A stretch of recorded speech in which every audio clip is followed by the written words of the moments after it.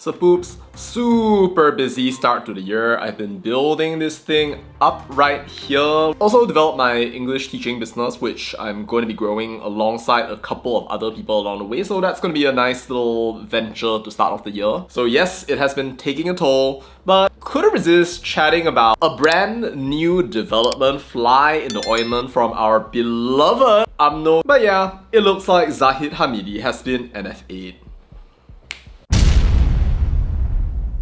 So poops, it has been 6 years ever since the Zahid Hamidi trial started right in the middle of PH 1.0. Everybody was gunning out there. Hashtag Reformasi. 47 charges against our current Deputy Prime Minister for his Yayasan Akal Budi drama. 12 counts CBT with 31 mil misappropriated. 27 counts money laundering. 8 counts bribery. Bro, the case is actually kind of interesting to go through because apparently there's like credit cards used at Giorgio, Armani, Louis Vuitton and Hermes. 1.3 mil in luxury shopping. The list goes on and on and on to the point that at some point even they start talking about how, oh, apparently it never existed. 99 witnesses testified over 77 days of trial. In the company of a beloved Judge Sequeira, including special officers, bankers, company directors, and everybody else. And finally, there was this thing that was called Prima Facie. And for those of you who don't know what Prima Facie means, it basically means that you have enough evidence from the prosecution's part to basically convict the guy unless he actually enters into his defense. And if you don't know who Sequeira is, he's also the judge who granted our Najib Saput the 11.4 billion fine. Suddenly though, GE 15, unity government, Anwar needs 30 seats, and then suddenly, poof, we have the DNAA application right in the middle of the trial. So for those of you who don't quite know what a DNAA is, the civilian equivalent would be like, let's say I sue you right in the middle of my what you on about bro era. And then I'm like, you know,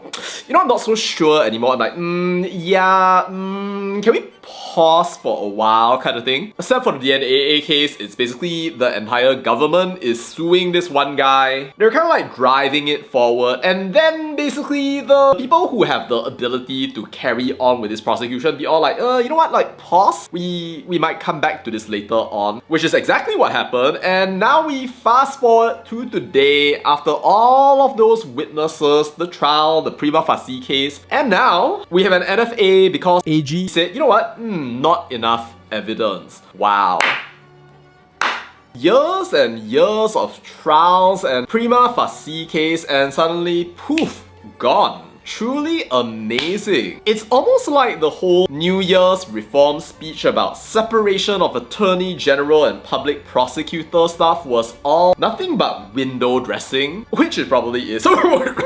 If you think about it, it actually kind of sounds like the grand amnesty that Dr. Ong wrongly attributed to Khairi Jamaluddin. Be all like, you cannot prosecute people, you must not be so vengeful, let us all be good together for the rest of our days. Sinzoi, Sinzoi, Amen. But at the end of the day, I really think that it is just wayang. Because if you look at the news about how the case was NFA'd, basically the reasoning of the AGC was that it found insufficient evidence to support proceeding with the charges after MACC's probe. Well, in the constitution of our beloved country, guess who it is appoints our AGC, who has power exercisable at his discretion at any time to discontinue any proceeding. If not our YDPA on the advice of the Prime Minister. And guess who has the ability to appoint our MACC Chief? Oh, what's this? The exact same phrase again. So now you have the AG appointed by the Prime Minister concluding that the investigation done by the MACC appointed by the Prime Minister has decided that all of this tak boleh jalan. While, by the way, our politicians go out and talk about reformasi, mara ke hadapan. Now, some of y'all might be all like, well, Zahid might get away, but it's okay. At least we're moving forward.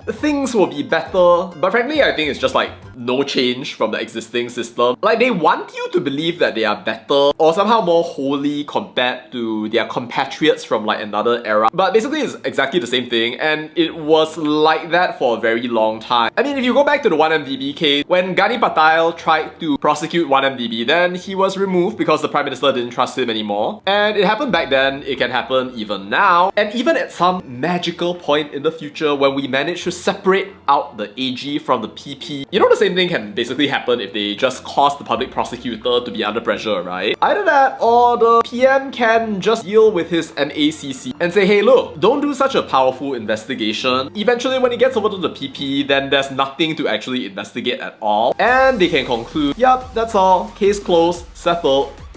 Now, I'm sure a lot of y'all out there want to say, no, it has everything to do with the timing. Justice has been preserved, as a certain youth chief wants to wish. But actually, if Madani really wanted to reform, then the timeline could have been a lot faster, I suppose. But again, because they want to create this whole wayang that makes people think that, oh, you know what, actually they are getting better, even though Zahid is getting off, don't worry, Malaysia is still going to boleh and become even better than before. Now, don't get me wrong, it's not like I dislike Zahid Hamidi. The man has been talking some hashtag sense recently, especially when he talks about PAS. Didn't go along with his protege's push for a greater connectivity between UMNO and the snake that bit it. I mean, sure, they can continue afterward. Maybe the country will break though, so I don't think that's something that they should actually do. But we have to call a spade and say that Dato Sri Zahid Hamidi's birthday present is a slap in the face of justice in Malaysia. And at least on some level, you have to accept it as a slap. No ifs, no buts. You can't be going out there and saying, Allah, it's okay, just pitch it je. No, like, Prima Facie is not like a joke. It's not like, Allah, nothing happened. It is like, we could have prosecuted, should have prosecuted, but instead, here we go, and be all like, happy birthday to you,